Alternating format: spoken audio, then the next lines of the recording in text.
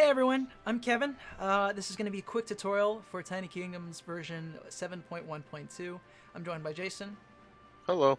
And we're going to do a quick demo over the current version of the game.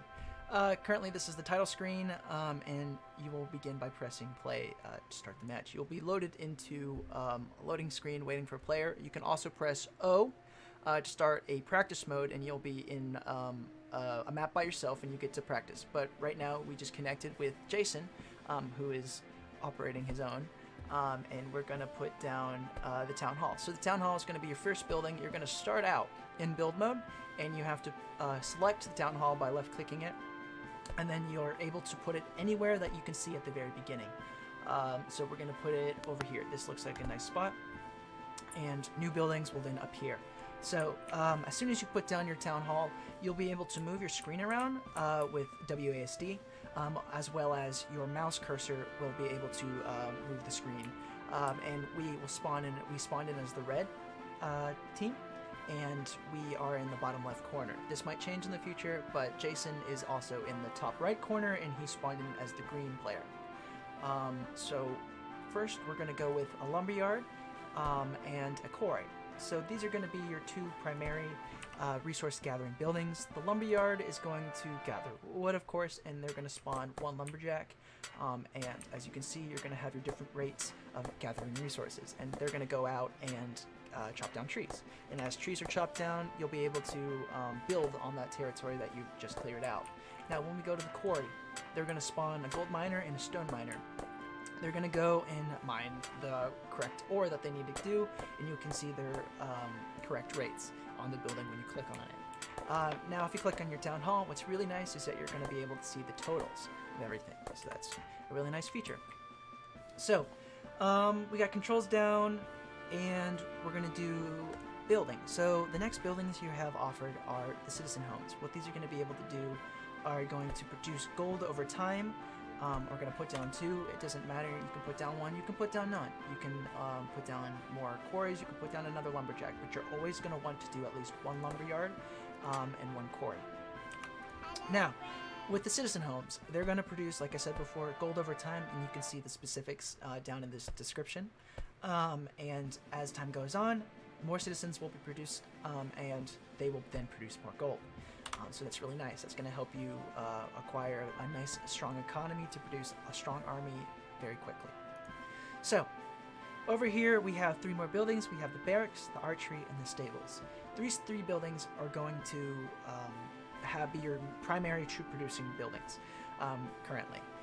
So if we have enough resources, as you can see here, when you click on a building, the resource costs are going to be on the right. And if you have enough, as you can see here, you're going to be able to left click and put it down, which is really nice. Just a quick thing. So as you can see here, there's a buy land, and when you click on that, you're going to be able to buy territory. You're going to need to do this to expand your little kingdom for future, because you're going to run out of space the more buildings you put down, right? If you left click and drag, you'll be able to decide what plot you want to buy, and each tile is going to cost you 1 gold. Now, since I put this plot down, you aren't able to adjust to it, and you're only able to buy plots every 30 seconds. So if we go back to buy land and do, say, this straight line and buy it, it cost me 21 gold. Now we have this access to this new land that we just bought. Now, as you can see, this timer was 30 seconds, and when it goes back down, we're able to buy a new plot of land. You can only buy land that is adjacent to what you currently own, so just keep that in mind when you're building further. While we're waiting for resources to acquire, a cool fact is that every map is randomly generated, also known as RNG'd, and so that's really cool, and so every experience you get is completely different. And so here we have the barracks, like I just placed before. And in the barracks, there are 3 different troop categories, or 3 different categories for the infantry troop type. And they have 3 different weapon types, 3 different armor types, and 3 different shield types, 1 being no shield. And depending on your combination will depend the price of the troop. So if we went like the maxed out a 333, it will cost 27 gold. That's pretty expensive for an infantry troop, whereas if you went very basic in a 1111, he's only 13, right? Very cheap. And if you click create, he will come out, and they produce really fast. So we're going to go ahead and build an archery right next to the barracks.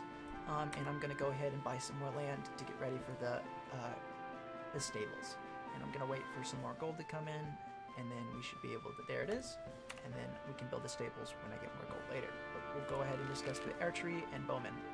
So, a cool fact about the archery is that there is an archer in that little tower. He is the current static defense in the game, and if troops get near your base, then he will start shooting at enemies, which is really nice. Here, once again, we have the 3 different categories that you could customize. We have 3 different bow types, 3 different armor types, and 3 different arrow types. So, once again, depending on the combination you select will determine the price. So, an explosive stealth archer with a long bow is extremely expensive compared to a very basic setup.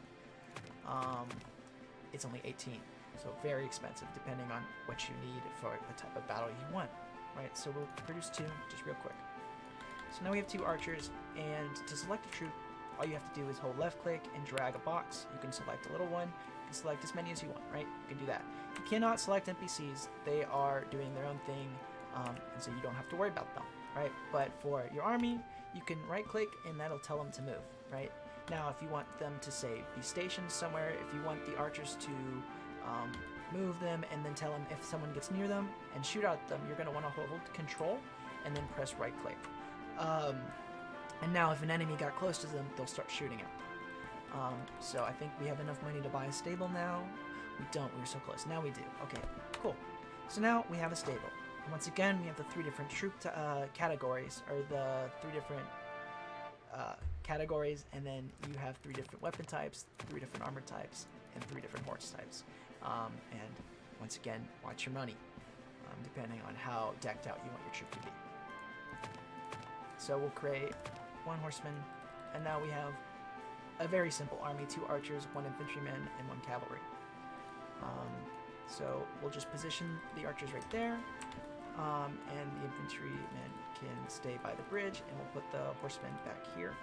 And in the meantime, I'm gonna build another town, another citizen home. Okay, Jason, real quick, can you send a troop over to the infantry, or to the bowmen, and we'll just, Sure thing. we'll show how they fight.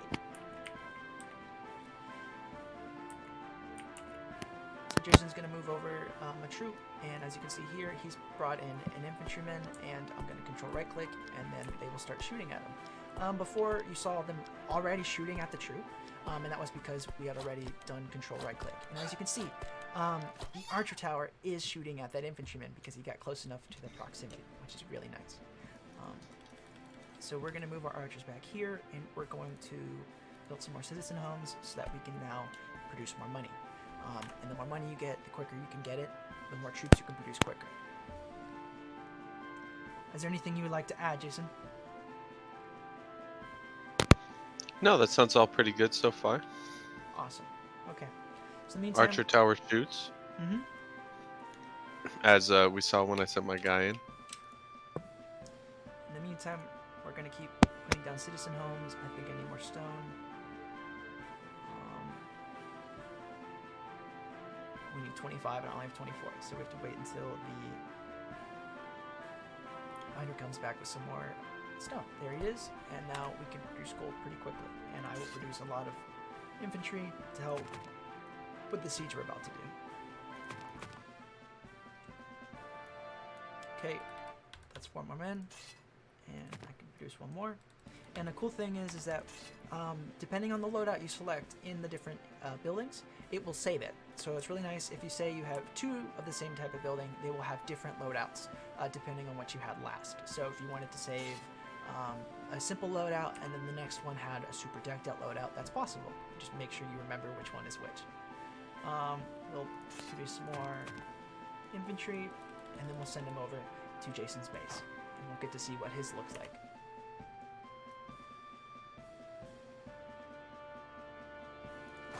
And we'll produce more CAD and make him a light. There we go. Okay, now we're going to send him over to Jason's base.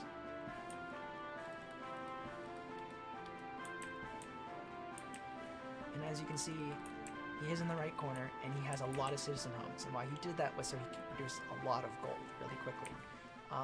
and you see his troops are right there. We're going to control right click on his troops and start attacking them. And my archers are going to try to focus on some troops on the side. And it seems we just won the battle.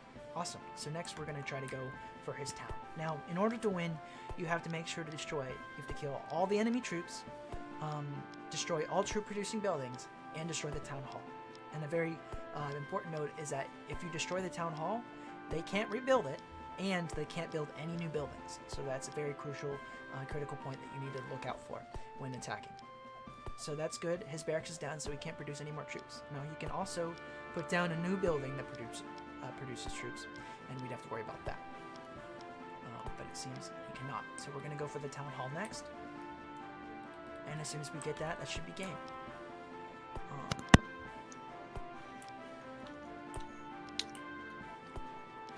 Yes, sirree.